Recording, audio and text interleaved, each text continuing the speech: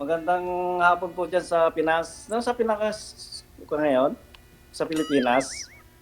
The time right now is 1:54 po PM. Dito ay sa 9:54 gabi. Okay po. So, anong pangalan niyo po? Jonabel po, General Lau po. Junabel Mm.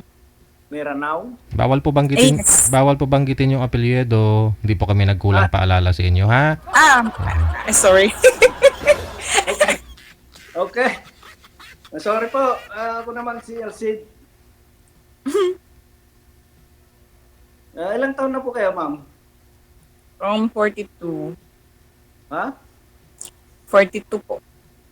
Ito ako, 54 na eh. Ano? Parang 54 na ako eh. Kahit baliktarin mo, wala ka pang 54 na ako, 55 na ako next month. Mm. 54. 54. Okay lang po. Mag-55 na next month. So kahit balik ta rin, sir, 55 pa rin, ganon. Kahit baliktarin, parang 55 na. So, ilang taon na kayong hiwalay? No, it's not hiwalay, but my husband died 3 years ago by vehicular accident. Kaskasero ba yan? Sorry for your loss. Kaskasiro. Anong kasi? Sorry for your loss. It's okay. Sabi ni sir, kung kaskasiro daw po yung asawa niyo, ba't po na aksidente? Kasi po, ganito kasi nangyari.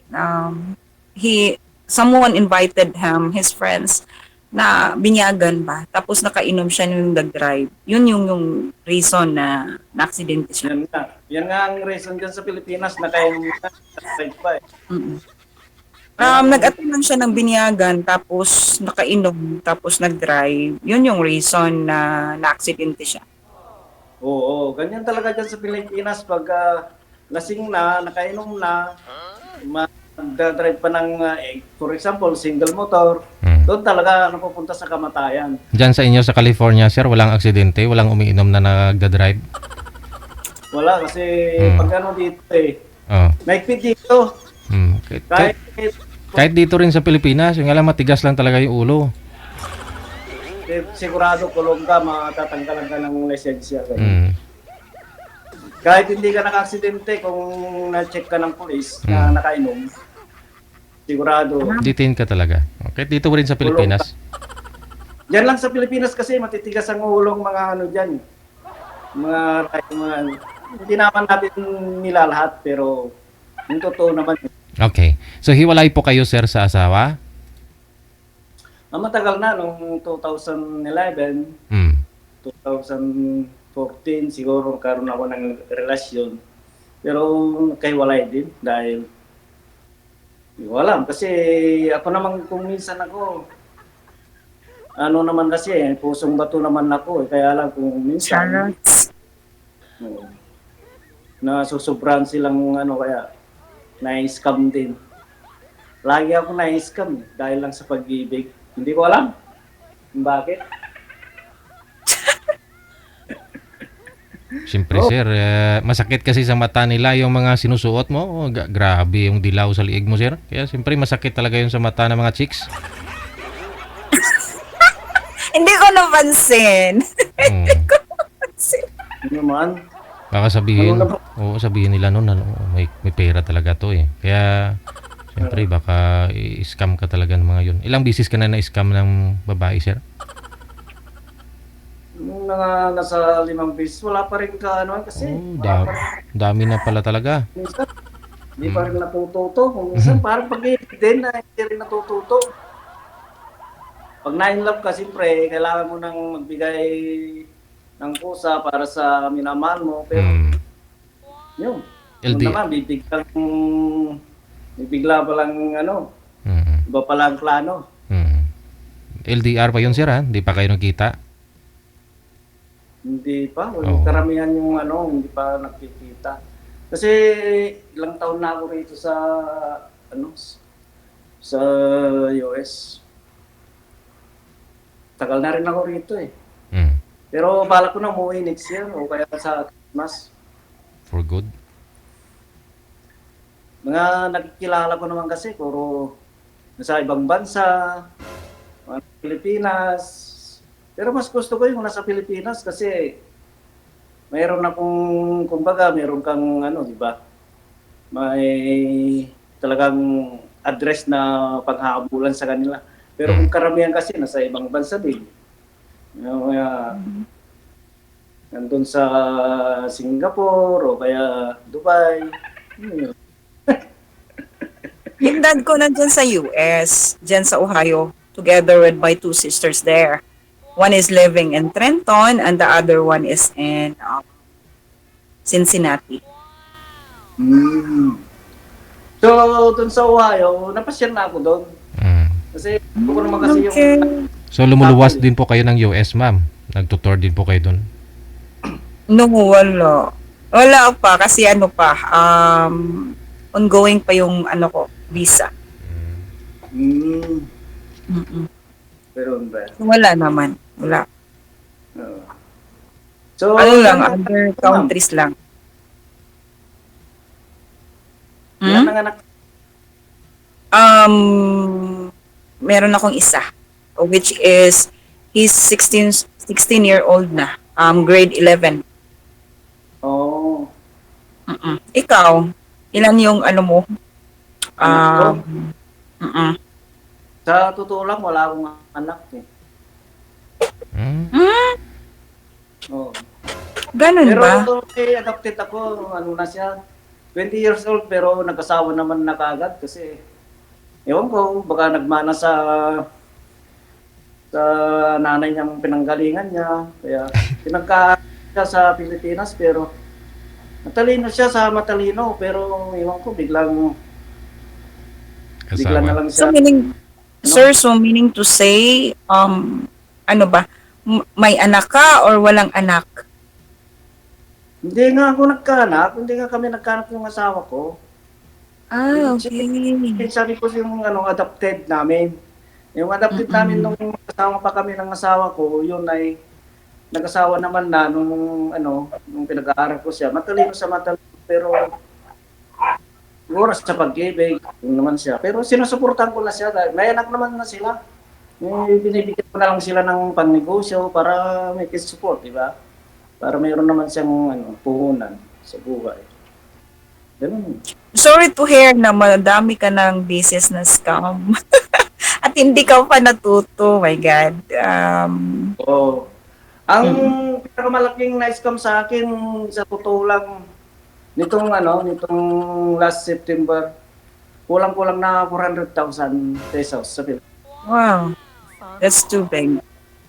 Yeah, pero sabi ko, yun talagang buhay, pera lang yan eh. Pwede po ninyo i-share, sir. Yung isa lang po, ito pang huli. Yung last September. Bakit naman umabot sa 400,000? Paano po ninyo nakilala?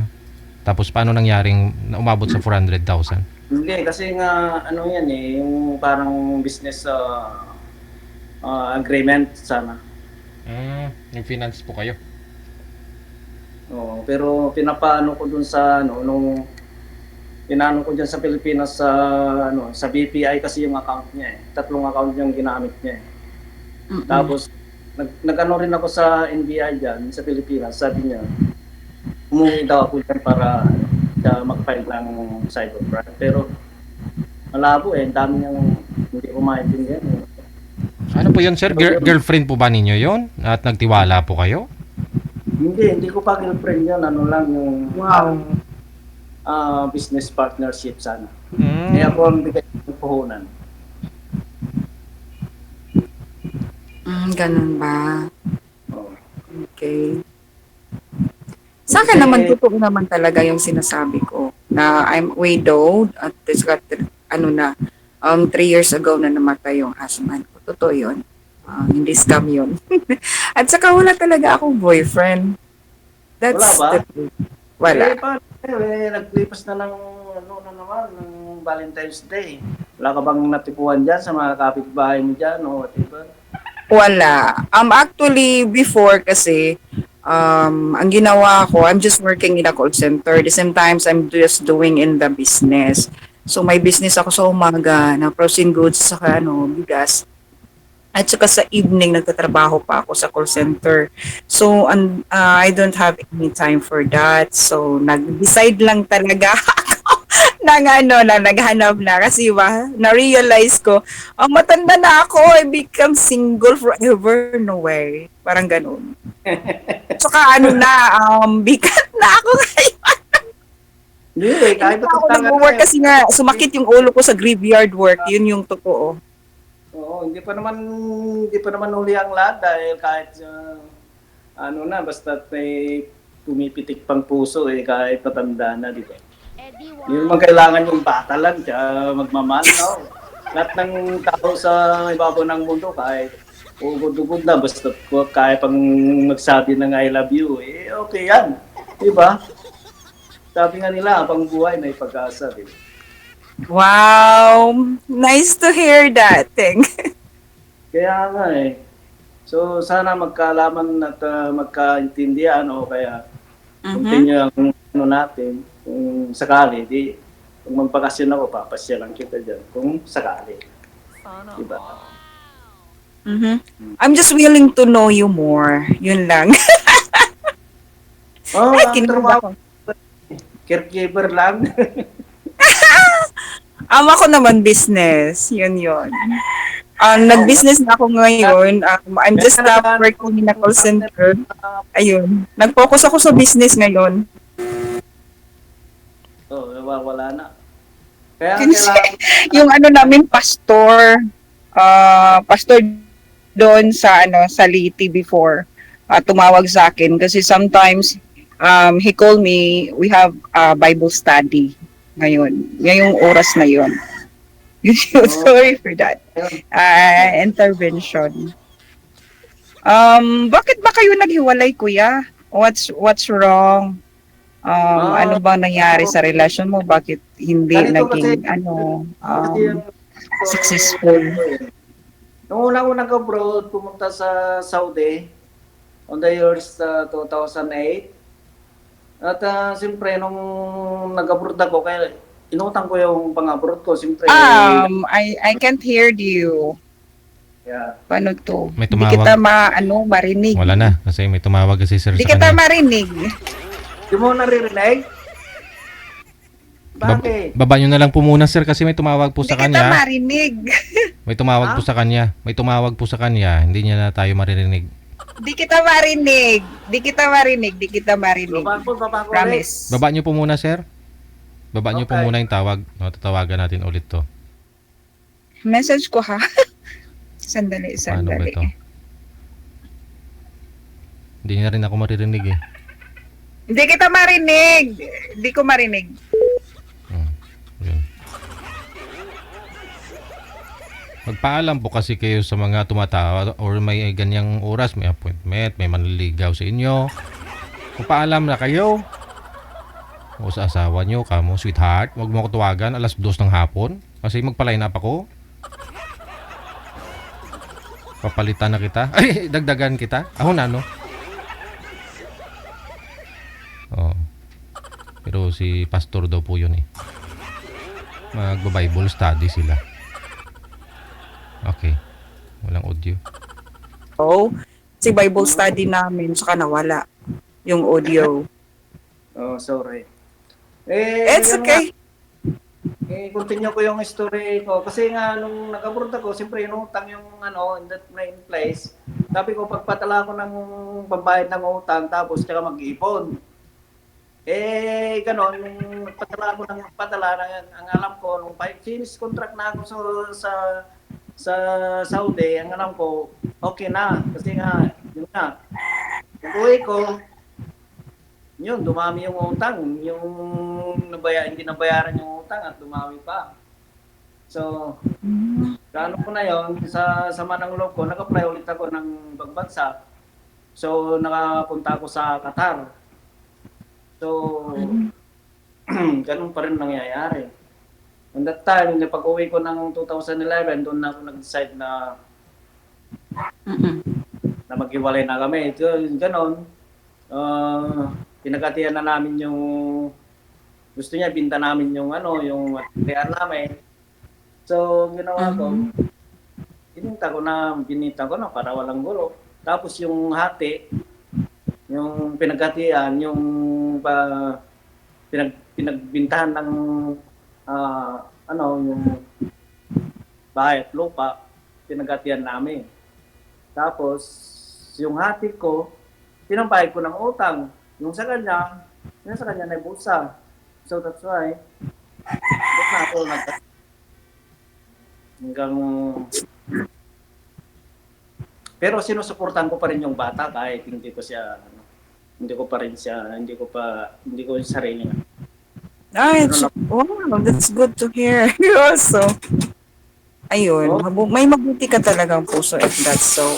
Kahit anong nangyari, sinusuportahan ko pa rin yung bata. Pero yung ina, matagal naman na kami hiwalay, wala na akong suporta sa kanya. Kung minsan, nagsasabi lang yung Nandito yung anak ko!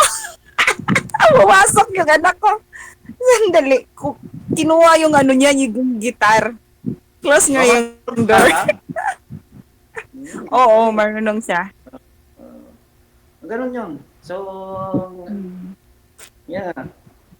Yun lang nangyayari sa akin. Ang ginagawa ko naman sa ang kita ko rito, ni-imbis ko naman ng gusto ko naman sana yung magandang business pero na-scam naman ako. Pero mayroon naman akong piniling farm doon sa amin.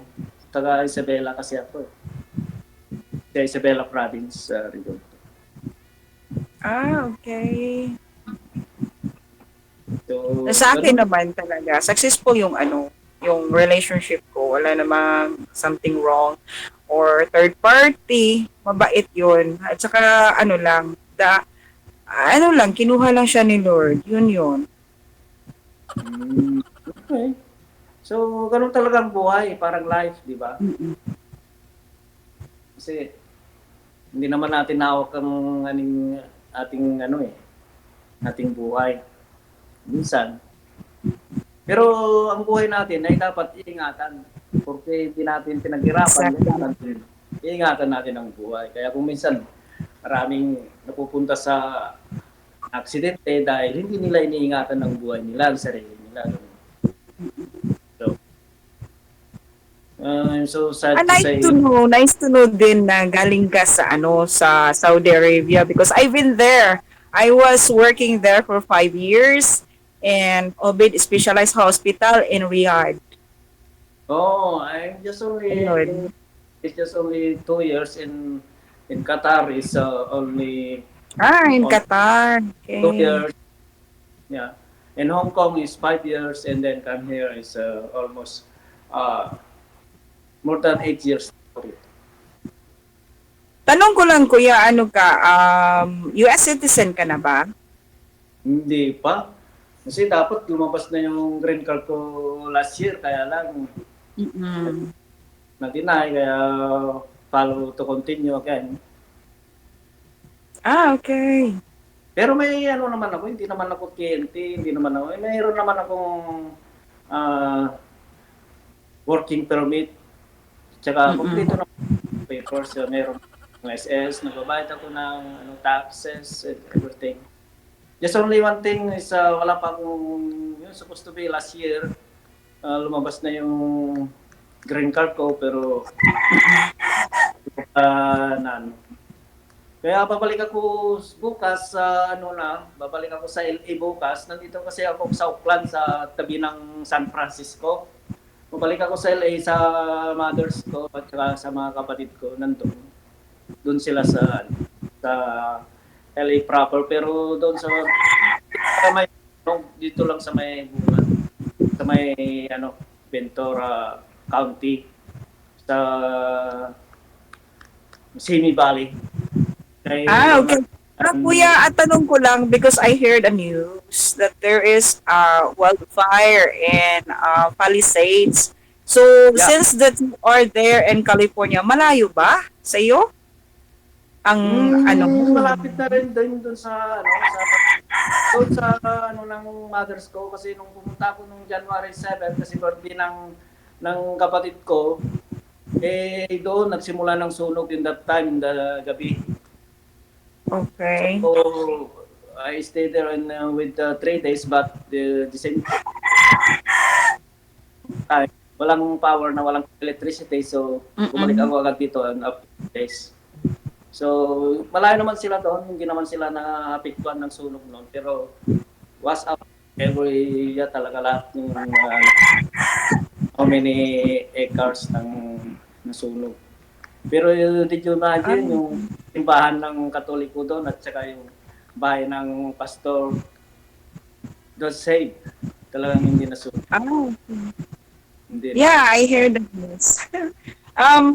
You know, you're being thankful na malayo pala. Ah, okay. So, Do you have any questions for me? yung pag talagang may panalangin ka sa Panginoon, talagang sinisave. Exactly. Hindi lang yung talagang hindi lang yung pelikula na papanood, hindi lang yung sa talagang intact talaga yung nangyayari talaga. Totoo yun. That's good to hear. Yeah. Ano nga ba yung religion mo, kuya? Ano? Yung religion mo? Ano ako Katoliko. Ah, Catholic. Catholic ako dati, but ngayon, nag-convert ako sa born-again Christians. Oo, okay naman yan. My Basta father, kahit Catholic sa naman. kahit anong religion naman wala namang problema yun basta nagkakasunod. Hindi naman yung porke sa reliyon nag-aaway-away, doon lang. Mm-mm. Pero Wow, nice to hear that. As long as you have God in your heart, right? parang din yan alam mo, hindi naman lahat kahit yung Muslim sumasamba din sila sa Panginoon, di ba? So hindi problema yung religion kung kakasundo ang tao, hindi kailangan mag-away-away tungkol lang sa religion, di ba? Kailangan Yeah, magpalit. exactly. Kasi nga ang Panginoon nagbibigay siya ng puso, use your love, it's the other, di ba? Sabi pa nga sa Bible, love your enemy, nandun pa rin din, di ba? Kahit inaaway ka niya, kailangan mo pa rin ng mahalin kahit pa paano. Exactly. Thumbs up ako dyan. So, mukhang natin na napapalalim ng usapan natin. Parang mas gusto ko yung mag-uusap tayo ng mga about the what is the reason, di ba? Kung minsan kahit na isipin mo, nalulungkot ka. Kung isipin mo lang yung masaya, pwede naman, di ba? Pwede ka tumawa kahit saglit. Kaya, yun Ako nga rin Kung minsan pag-iisipin ko yung problema, talagang maraming problema. Pero ako hindi ako nag-iisip ng problema. Kasi yung problema, dadaan din lang yan. Kung solusyonan mo lang yan, pera lang yan. Kung pera ang problema, pera lang yan, dadaan din yan. Kung wala kang pera, kung malungkot ka, siyempre, isipin mo na lang na may pera ka para mabawasan yung problema. Ganun lang yun. Pero yung mga iba kasi, yung mga iba kasi, pag problema, karamihan na kasi yung problema sa Pilipinas, naiisip ko, napapansin ko dyan, may problema sa asawa, problema sa pagkain, everything. Bakit na lang din nalang magtrabaho? Kasi nga, hinihintay nila yung, anong tawag doon? May narinig pa. Ikaw, kuya, anong pinoproblema mo dyan? Hinihintay nila yung tupad. Ano ba yun? Hindi na sila magtatrabaho, hinihintay na lang yung tupad. Lalong dadami yung utang ng Pilipinas dahil lang sa kanila. Dahil, siyempre, utang ang para ibigay lang na libre, di ba? Tapos magre-reklamo nila. Sila, ang dami ng utang na. Pero hindi ako politician, excuse me, hindi ako maano doon. Lang ako, example lang doon. Diba? Okay. Pasensya na sa mga ano dyan, pasensya na sa mga nakikinig na politician. Pero sorry kasi talaga ganyan ang kung ako naman ng kakandidato para yayaman din ako, papasok din ako sa kongreso, di ba? Okay lang yan kasi utang ng bayan, bubulsa mo. Ganun yun. Di ba? Pero excuse me, hindi ako wala akong pinapatamaan na dyan. Malapit naman yan ang eleksyon nyo sa Ay, Pinas. nakuha kita. Kawawa ng Ay, kapamba. nakuha kita. Pero walang problema yan. Basta magsikap ka lang kahit mahirap ka pag sa Pilipinas. Kuya, Kuya, I have questions for you. When you want to go back over here in Philippines? I guess on coming December or next year. So it's a long December? It's coming December. Ah, Yeah. okay. Yeah. Ikaw, Oh, kailan ka magpa-share dito? Sabi mo kanina, parang mabasyal dito, di ba? wala pa sa plano ko. Ano pa? Kasi may negosyo talaga, kuya. Gusto to mahirap anuhin. Ha? Ano ang negosyo mo? Sabi ko nga, frozen goods, yung mga, example, yung mga hotdog, sausage, chicken, karning baboy, yun. No? Mga kikiam, gano'n, di ba? Oh. Yes, Okay. exactly. Yung mga ham, chorizo, longganisa, yun. Lumpia. Start to be business. Kasi yung mga ganun na business sa Pilipinas, alam mo, yung yumayaman, yung mga small business talaga, yung mga maliliit lang. Alam mo yan, pag marunong silang magpa-roll na, katulad yung nagtutulak ng kariton dyan na, titinda ng kikiam, squid balls, fish balls. Kailangan talaga magnegosyo. Kasi may anak ako, tapos namatay yung husband ko, paano ko bubuhayin yun? Diba? Oo, diskarte lang yan eh. Tapos, ano ba yung trabaho mo? Ano ba yung trabaho mo? Call center? Before, kasi nga, nagkasakit ako ng depression at saka anxiety. So, I want myself to busy para hindi ko maisip yung husband ko na namatay ba. Kasi pag palagi ko siyang maiisip, nasasaktan talaga ako. Tapos, hindi na ako makakatulog ng maayos.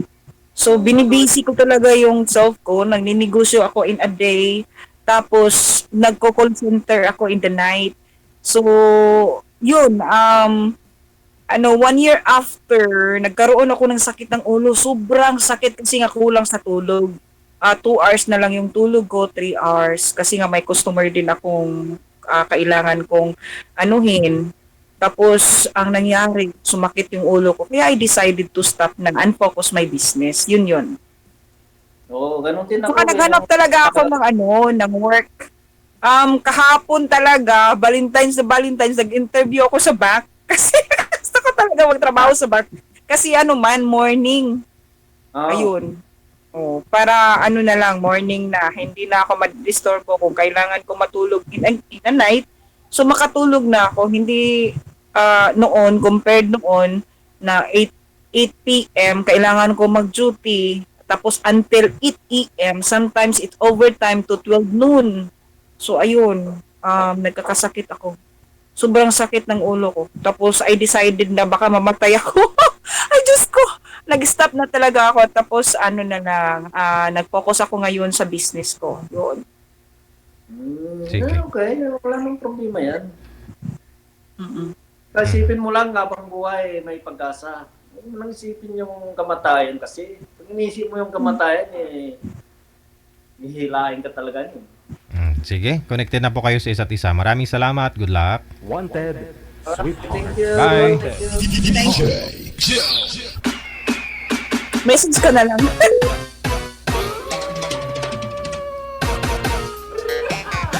Oras natin, 24 minutes off.